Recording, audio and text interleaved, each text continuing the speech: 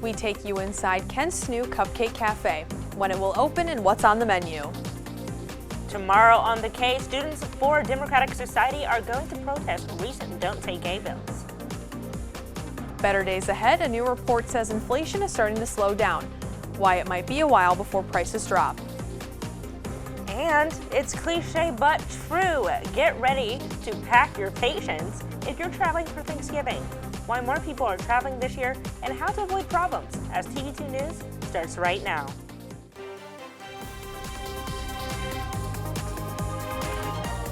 This is TV2 News.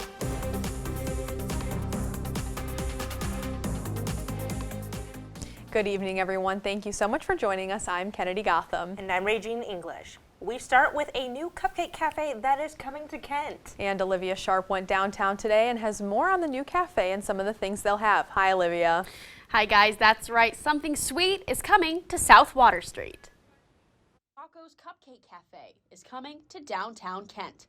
Originally an online e-commerce business, owner Michaela Rocco is opening up a storefront in early 2023. So I decided I was going to open this bakery, and I actually went to Kent, graduated in 2018. So I decided that that was a perfect place for me to go back and put down some roots. Rocco's is just one of several small businesses coming to Kent in the coming months. It's exciting and gratifying to see, new businesses open up. That's a big part of my role. But it's not all sugar and spice. Michaela wants Rocco's to be more than just a bakery. So while right now I'm doing large orders for people, I would like my business to turn into something where people can hang out, have a cupcake, have a cup of coffee, and just feel like they're part of that community there, and kind of bring communities together as well. While opening her brick and mortar is exciting, there is something more unexpected Michaela is excited for. I am a Phi Mu alum, so I'd love to get into working with the fraternities and sororities, helping them with their philanthropies and stuff like that. From the beginning, I just kept saying, I cannot wait to get involved with the community at Kent State. And that was almost 2 years ago. And to this day, that's still accurate. Rocco was a special education teacher until one day she decided she needed a career change. And now she's inspiring others. So I really want people to know that it's okay to change your mind and it's okay to explore new things in life, because life is crazy and it's going to keep getting crazy. So you just got to do what you love. Rocco's Cupcake Cafe is expected to open in early January. Stay tuned to TV2 for more details. Reporting from the Franklin Hall studio, I'm Olivia Sharp. Thanks, Olivia. Protests in Iran for women's rights continue to persevere despite considerable attacks from law enforcement. Here at Kent State, professors are organizing an event for November 30th to discuss how these protests may impact you. The event will start at 6 p.m. in Taylor Hall with two guest speakers, KSU alum Mahtab Tarani and student Fatman Kavusi. The goal is to inform students on the protests for women's rights in Iran and the importance it could have here in Kent. It's been almost 8 months since Florida's controversial Don't Say Gay bill was signed into law. It says that some public school teachers there can't talk about sexual orientation or gender identity in their classrooms. Now there's a similar bill that's been introduced in Congress. Students for Democratic Society will be holding We Say Gay March for our rights to protest what they call attacks on the LGBTQ+ community. It starts at 12:30 Wednesday outside of Bowman Hall. The Ohio Board of Education might vote soon on whether to add LGBTQ+ protections to Title IX. In fact, they were expected to vote on it today. It was originally introduced by a board member, Brendan Shea. President Joe Biden proposed these changes in June. If enacted, they could use the withdrawal of federal funds for things like free and reduced lunches to block schools from keeping transgender girls off female sports teams.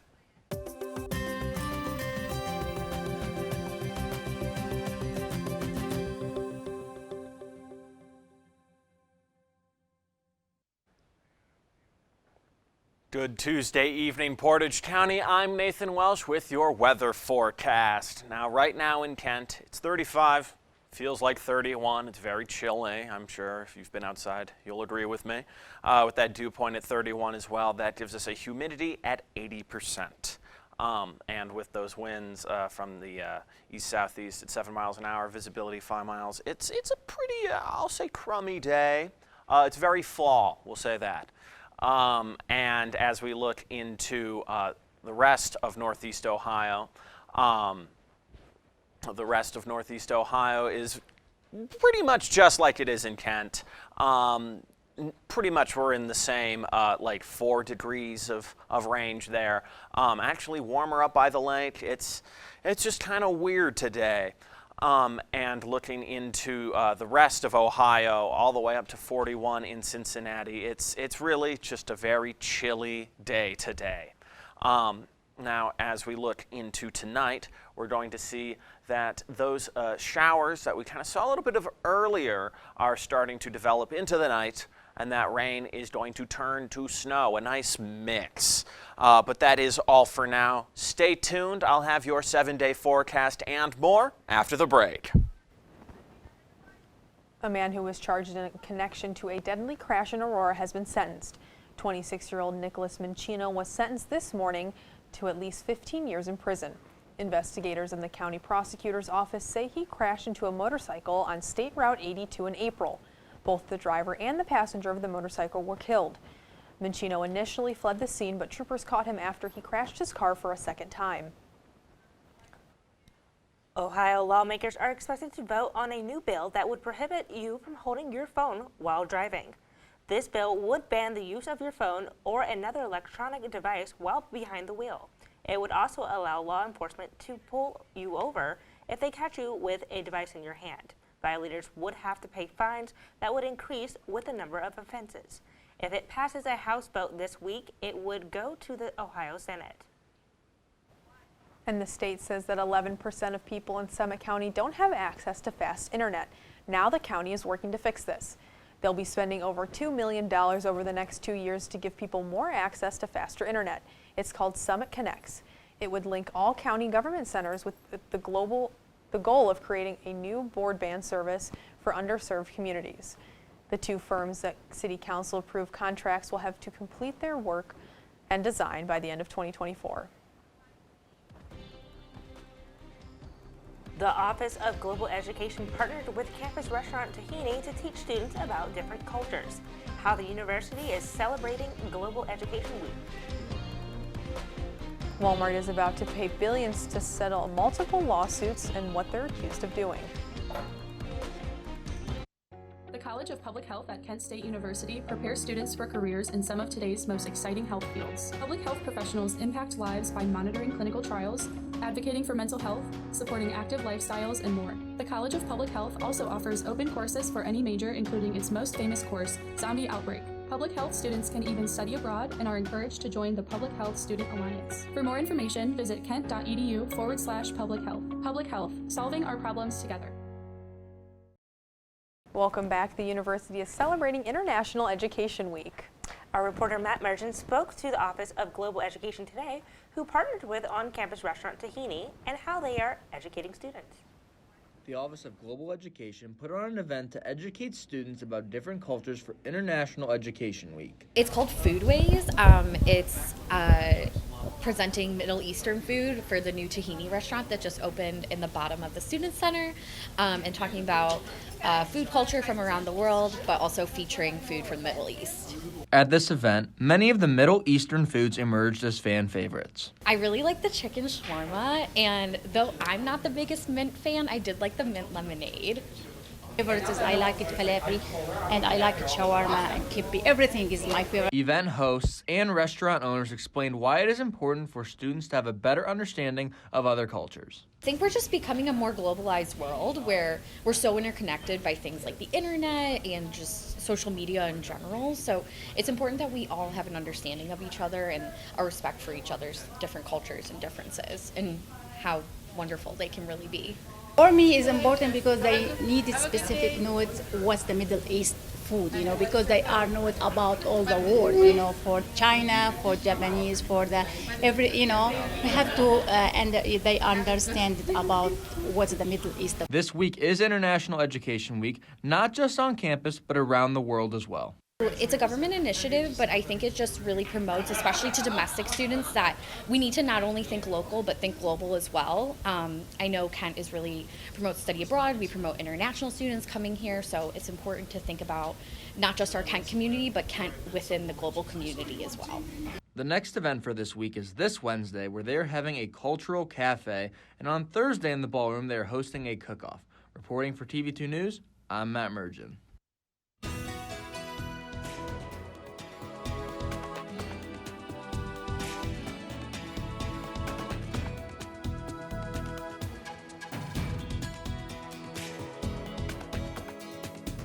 Hello again and welcome back. I'm Nathan Welsh with your weather forecast. Now, as I was talking about earlier, tonight we are going to see some rain and some snow. A nice weird mix, as we're not really into freezing yet, but it's definitely not warm out either. So we're going to get up to a 42% chance with that mixed snow, and we are definitely going to see some just rain before that round about midnight. And looking into tomorrow, it's just going to be cloudy. Don't have to worry about any more precipitation. I would watch out, make sure there's no snow on the ground. I don't think there will be. It's still not necessarily below freezing yet. But as we look across the next week, we're going to see, again, more clouds and more low temperatures, all the way down to that low of 19. Sunday is going to be chilly. It's looking into the next week, however, we're going to see sun leading into that Thanksgiving break, if you know what I mean. Now, as we look across tonight, looking at sort of the Northeast Ohio weather radar, we're seeing that rain we're seeing tonight. Oh, there it is. It's hit us. Oh, and there's the snow. Oh, my God. Oh, and now it's passed. So that is all I have for you tonight. The weather is starting to turn to late fall, early winter kind of temperatures, but I've been Nathan Welsh reminding you, Portage County, to go out and enjoy it. Trump has teased a 2024 campaign despite the recent backlash following the midterm elections. The Republican Party was expected to win out during the midterms. However, many Republicans are saying they underperformed because of Trump's influence. Some of Trump's own advisors said his political standing has been damaged because of the January 6 riots. Trump is expected to announce campaign plans tonight, and stick with Kent Wired for updates as the situation develops. With Republicans poised to possibly take control of the House of Representatives after the midterm election, Congressman Kevin McCarthy has been selected as the GOP nominee for Speaker. But in order to become Speaker, McCarthy would need a majority of representatives to vote for him in January. So gaining the support of nearly all Republicans is important. There are still some undecided races, but as of Tuesday, Republicans are only 3 seats away from regaining control of the chamber. You could call it the crypto collapse. One of the biggest cryptocurrency companies has just gone bankrupt. Investors and celebrities are dealing with the fallout after FTX filed for Chapter 11 last week. CNN's Christine Romans explains how much money they're going to lose. The implosion of the cryptocurrency exchange FTX, one of the most powerful figures in the industry, has left investors grappling with the aftershocks. How much of this is effectively an empty, product? FTX's CEO, Sam Bankman-Fried, is facing multiple investigations after reports that he mishandled billions of dollars in customer funds, causing the 30-year-old to see his own $16 billion fortune erased overnight. Now the stunning collapse reverberating across the trillion-dollar industry. Gwyneth Paltrow, Reese Witherspoon, Kim Kardashian, and Matt Damon among the celebrities who have endorsed the crypto craze. With 4 simple words that have been whispered by the intrepid since the time of the Romans. Fortune favors the brave. So does fortune favor the brave? For those that invested $1,000 in Crypto.com when actor Matt Damon started touting it just over a year ago, that investment is now worth less than $300 today, dropping almost 70%. Bloomberg reporting that billionaire Mark Cuban's investment in the Titan token tumbled 99% this August. Tampa Bay Buccaneers quarterback Tom Brady bought an equity stake in the now failed FTX. You know what? I'm in. Along with Brady, tennis Grand Slam champion Naomi Osaka, basketball star Steph Curry, and baseball Hall of Famer David Ortiz among top athletes who will reportedly lose millions with the collapse of FTX. Whoa, Moon, slow down. You getting into crypto? With FTX? But no franchise took a bigger hit than the Miami Heat basketball team, who terminated their 19-year, $135 million naming rights deal with FTX, leaving them scrambling for a new sponsorship partner 1 month into the season. Walmart says they'll pay $3.1 billion so they can settle multiple opioid-related lawsuits. They're accused of not regulating opioid prescriptions, which led to the opioid crisis across the country. Walmart will also have to increase efforts to prevent fraudulent prescriptions and flag those that are suspicious. And despite the allegations, they say the settlement is in the best interest of everyone involved. The latest inflation report is out, and it says prices are rising, but slower than they have been. The government says wholesale prices rose by 8% in October compared to October of last year. That number, 8%, is a lot better than what was predicted. It could be a while before you see lower prices at the store, though. According to the New York Times, executives of some big stores said they will keep raising prices. There's some bad blood brewing between Taylor Swift fans and Ticketmaster. Pre-sale tickets for the musician's new tour began today, but fans have reported Ticketmaster's website crashing or freezing during purchase. There are also complaints about the website not loading or allowing people to access tickets despite having a pre-sale code. Ticketmaster said there has been unprecedented demand for tickets. The company denied the website being down. It urged verified pre-sale fans to log in through the link they received via text instead of the main homepage. And 3 students are dead after a shooting at the University of Virginia. Classes were canceled for a second time today after the shooting on Sunday night. The governor of Virginia says they'll have resources for this university, and the added initial response after the shooting probably saved lives. Officials said the suspect was the subject of a pending case with the university when the shooting happened. Students near Seattle walked out of class to protest gun violence in their school 5 days after a shooting there. Some went to a rally at Seattle City Hall, and others marched through the city. Lauren Donovan explains why they feel these victims were failed by the system. I come to school to learn and not to feel threatened. Right at 9:50, as planned, hundreds of Ingram High School students filed out of the building and up into the football field bleachers. Nobody should come to school and feel scared or feel nervous, so I'm glad that we got this opportunity today. Some carried signs, several were intentionally dressed in orange, the color of gun violence awareness. It's been 5 days since their classmate was shot and killed inside the school. I mean, I kind of walked into school a little anxious, and I saw a few people crying and having mental breakdowns. Before they departed, there was 4 minutes of silence for 4 Ingram students who recently died. Organizers say these classmates of theirs were failed by the system. All the people who have been killed just in the past 4 years, there's been so many, way too many. With heavy hearts and a passion to protest, they coordinated carpools, hopped on the light rail, or caught a Metro bus to make it to a rally at Seattle City Hall. What really motivated me to come here is because nothing has been done at all. Students showed up from other district schools, Nathan Hale, Lincoln, Roosevelt, to name a few. Enough is enough! It was students from Ingram, still reeling from the trauma, that used the microphone. It is something that no one should ever have to go through. They recalled the terrifying moments after the shots rang out and confusion ensued. Some say they used filing cabinets to barricade a door. At this moment, I felt like I had to be the adult that taught us how to do lockdown drills. The rest of my classmates scrambled under tables, holding hands, trying to find a sense of safety within each other. Enough is enough! After making their demands, they set off on foot through the core of the city. They say the district has not taken their safety seriously.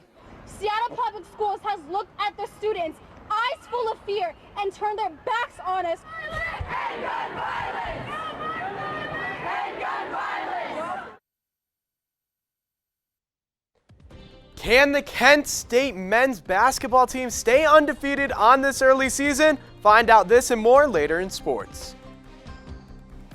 And the UN says we're about to hit a big milestone in human population today. More on the number of people across the planet. And now, your TV2 Sports Report.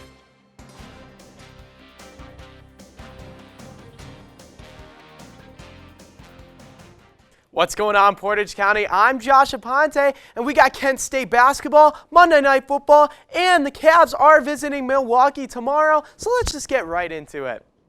The Kent State men's basketball team hosted the Portland Pilots at the Mack Center last night, and what an outing by the Flashes. They were able to defeat Portland 77-65.